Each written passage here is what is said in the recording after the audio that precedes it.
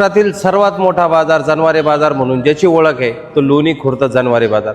हा बाजार कुठं भरतो तर अहिल्यानगर जिल्ह्यातील राहता तालुक्यामध्ये हा भरतो। शिर्डीपासून सरासरी 15 किलोमीटर अंतरावर।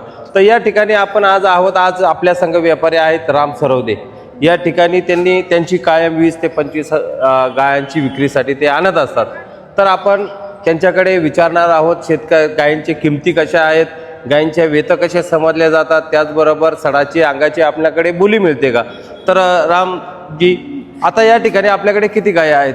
सरासरी 11 गायी आहेत। 11 गायी आहेत का?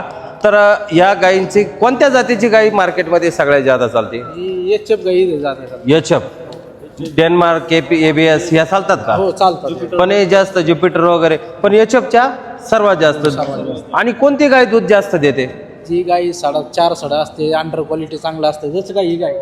म्हणजे सडामध्ये अंतर पाहिजे। हो अंतर पाहिजे। आणि ज्या शिरा दोरा असतात त्या एकदम मस्त याबा। ऑर्डर क्वालिटी कशी असावी आमच्या शेतकऱ्यांना सांगा। तुम्ही व्यापारी आहात, माहितीच आहे। गायची बघा 4 ठिकाणी 4 आहे। म्हणजे गायची चक्की कसा असावी, हो, चक्की अशी लोमती नसावी।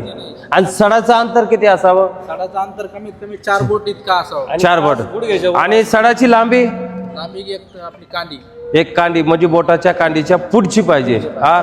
आणि गायचं वय कसं समजलं जातं? आता दातावर असतं जसं दाता 4 दात म्हणल्यावर किती पहिलं? हो पहिलं, 2 दात म्हणल्यावर पहिलं, 6 दात म्हणल्यावर, ती दुसऱ्या वेळात, आणि कडदात म्हणल्यावर, ती तिसऱ्या वेळाला, आणि पूर्ण झाली म्हणल्यावर, पुढच्या वेळाची गाय। आणि दाताला लागली कशाहून ओळखलं जातं? ती सरासरी आता वयस्कर माणसाच्या खालच्या खिंड्या कशा असतात, हा, तिथं लाल होतं का काही काळ होतं? मोकळं होतं ते। मोकळं होतं।